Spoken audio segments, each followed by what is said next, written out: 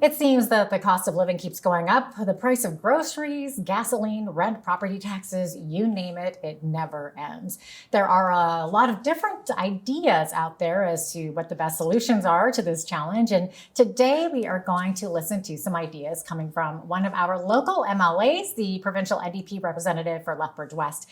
I'm talking with Rob Miyashiro today, who is joining me right here beside me in studio. Thank you so much for coming down today, Rob. It's a pleasure to have you. Well, thanks for having me. Of course. Okay, so your party just recently announced what is being called the Alberta Affordability Agenda. That's right? correct. Yeah. Okay, so can you give our viewers maybe a big picture snapshot of what this is all about, and then we can dive into it a little bit.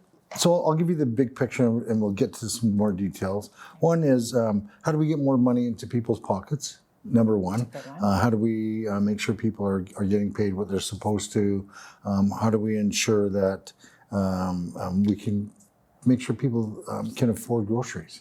We have some ideas on that. Mm-hmm. We have some ideas on affordable housing and how to maintain and sustain affordable housing stock. And as well as deal with the whole thing about high gas prices. So all that's kind of rolled into a plan, and I'll give you some more details. Yeah, please do. So maybe first tell us a bit more about the plan to cut electricity bills by, what was it, 10%? Yeah. So how would you go about accomplishing this? So one of the things that people don't realize is the provincial government actually has the ability to control electricity prices because it's under their jurisdiction. What we want to do is work with electrical producers and the people that do transmission and the people that do distribution to work out a way that we can reduce the price to this consumer by at least 10%, but not in a directive way. It's more of how can we work together to do this. The other thing we need to do is look at more sources for electricity.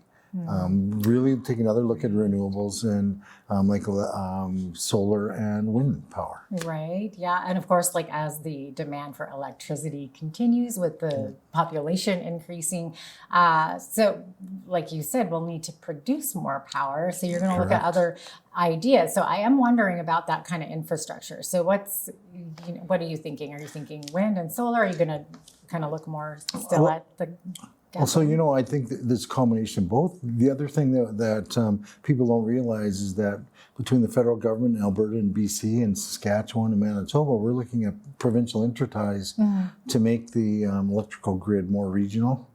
And so that would also help with supply, right? Especially if we're getting electricity from hydro in BC.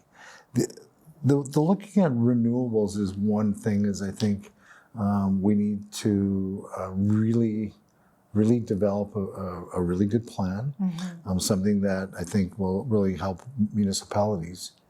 And people don't realize this as well, is that the renewable moratorium that this government put in place for wind and solar has affected rural municipalities more than anyone, because they're the ones that are collecting most of the property tax on it. Oh, I see, yeah. Right? So, and Vulcan County is a good example because they have so much wind and solar in their jurisdiction. They haven't had to increase their property taxes for probably 3 years. Okay. So should the NDP form government, would you focus more on those renewable energies? Are you okay with continuing with the regular gas-powered? I think we would push it all out. We're not going to stop doing gas-powered electricity production right away. Obviously, you can't, because we wouldn't have enough electricity. Right. But to increase the different sources of electricity is important as well for us to do. Yeah, no, exactly. Okay, so what is needed right now to attract more business investment into this type of infrastructure? Well, one is certainty. And this has to do with affordability stuff. Is the whole talk of separatism is stifling growth as well.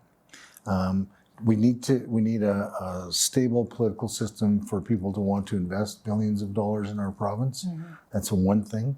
We also need some really strong, understandable regulations about renewables, so that because before the moratorium, we were the source of renewable energy in Canada. We had more renewable energy development in Alberta than anywhere else in Canada prior to this moratorium. So I think we need to look at the best places to do it, the best bang for our buck as well. Okay. Would this come from government investment as well? It would likely come from private investors, Okay. I would think, because that's what most of them are right now.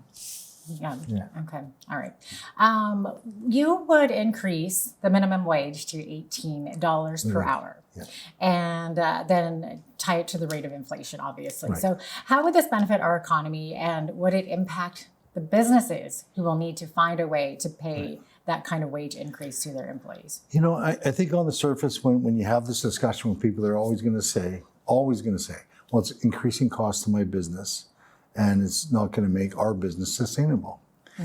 We looked at a number of studies about how raising minimum wage affects the economy, and every one of them says it has a net positive. So let's say you own a kind of a business that people will spend disposable income on, not basics, disposable income. Things that are maybe the more luxury items, things like restaurants and bars, for example. Right. If you raise the minimum wage and people can make their costs and then have some disposable income, some money that's not tied to housing and food and clothes, Yeah. The extras they're going to to spend more, right? So you think on the one side it might cost you more money, but on the other side there's a really good chance that people are going to spend more money because they're going to have more money. Right. And I think we need to make it really clear about all the research that's been done and how it's been laid out. And the other thing is do it over time. So if it's $18 an hour we want to raise it to, do it over 3 years, so that businesses and other organizations that are paying minimum wage have a really good understanding of those costs over a 3-year period, not like just all at one time. Slower Right. increases. Okay, over time. And so they know every whatever date it is that the minimum wage is going to go up. Right. They can plan better for it. They can plan their staffing better. They can plan their business costs a lot better. Yeah. So you're saying wage increases due to inflation will bring more money back into the economy because those people will be spending more. And that's what the research says, yes. Okay. All right. As long as it's not meant to be a living wage, I guess, because I think originally minimum wage was never meant to be a living wage. No, it wasn't. And unfortunately, some people, that's what it is. And I think that's a whole different story. I mean, if you're going to do living wage, there has to be federal participation in that, because the cost to one jurisdiction would be way too much. Right? So would the businesses, like say it's a restaurant, would they have to increase prices on the menu? Well, I think that'd be a decision for them. I know some businesses in the past have used less staff. Right. However, if you use fewer staff, It's less customer service. right, and so I think you have to make that balance. You're right. Fewer staff means they get more hours, which means are you going to have to pay more in benefits and other things for those staff? So there is a balance, and I think it'll be worth the discussion with the business community as well. Right. Right. Yes, definitely. Never-ending questions when it comes to that topic, absolutely. for sure. Yeah. Okay, so let's talk about grocery prices for a second. So everyone's complaining about the high cost of groceries. Yeah. So what's your plan to fix this? I understand that one proposal is to create an independent grocery watchdog. Right. So how would that work, practically speaking? So I think the idea is to have an independent watchdog to look at competition in the grocery business, in the grocery industry. Are they pricing things fairly? Are they pricing things in collusion with each other? I mean, we saw the big bread scandal over the last few years. Yeah. And if you have someone that's dedicated to looking at groceries, which is a big chunk of everybody's expenses every month, is how can we make sure that things are more fair and transparent, right? The other thing about groceries is that we've seen shrinkflation. This is a big thing now, which we never even heard about a few years ago. Yeah. Right? So when a business is charging the same amount for lower amounts of product, Oh, yeah. I think in that whole transparency thing is, if you're going to do that, we can't stop you, but we'd like to see labeling to say we've lowered, instead of just like, because you always see these things when they lower prices, but if they've if they also lower the volume, I think we need that to be transparent as well. Okay, so a little bit of regulation, a little bit. I think there would have to be some so government regulation over these I think private there would be. independent grocery And stores. you know and people always criticize government about being interfering in things, but there has to be regulations for some things. And the grocery, the big grocery conglomerates are not like losing money. Right. Right? Absolutely in this not. time of unaffordability for all of us, the grocery conglomerates are making billions. And like you said, groceries are something, it's a basic need Yes, that everybody, absolutely. you Yeah. can't get away from it. Yeah. With gas prices, you could choose to not have a vehicle and ride public transit, right? You know, I mean, next time you go to the grocery store, just notice if there's more people coming out of the grocery stores with fewer items. Right? And I've noticed that. We've noticed, yes. Right? People aren't filling their carts up like they used to be able to. Or if they are, they might only be doing it once a month instead of twice. Right. What about these government-run grocery stores? What do you think about that idea? So it's an interesting concept. And I think that was born out of the fact that when a grocery store moves out of certain neighborhoods, they don't have a grocery store. And especially if it's a lower income neighborhood that people don't have cars and they have to use the bus or they have to walk. They have to walk greater distances to go get food. And that food might not be as affordable for them. This is a concept I think that's been worked out in different places. Is do you do it like a government-run, not-for-profit grocery store? Right. So the emphasis is nonprofit. The emphasis is on product, Right. and the emphasis is on how do you make your costs, but not to grow your capital the same way, Right. Because it's a government-run entity. It's not profit isn't the main motivation, but service and product. Yeah, and then there are some of those grocers too that buy products that are close to expired or maybe have expired, but they're still edible, and then they can reduce the prices significantly. That's also something that the grocery industry and the government's looking at as the expiry dates on food, perishable food, because they said there's a lot of food waste. Because people are reluctant to, yogurt, for example. They buy yogurt that's 2 days over. Well, it's yogurt. It's full of bacteria already. Which is what the guys at the grocery store told me when I asked them, why is this still on the shelf? They said, well, literally that's good for, another 3 weeks. Okay. And then I said, and he said, because it has bacteria in it, right? So, that's so funny. those are the kinds of things I think we need more education for consumers. And to help make things more affordable. Right, exactly.